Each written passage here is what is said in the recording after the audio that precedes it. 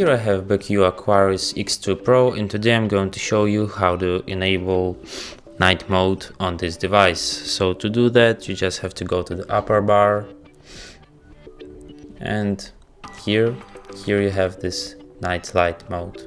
By tapping it, you just enable it, but you have some other settings for it, like you can set up it to turn on at a custom time or just to be turned from the sunset to sunrise. If you want to set it for the custom time, let's just select, for example, from 10 p.m. to 6 a.m. yeah. And when it's turned on, you can also choose its intensity.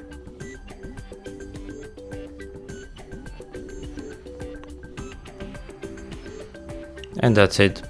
Thanks for watching. If you find this tutorial useful, don't forget to hit that like button and subscribe to our channel.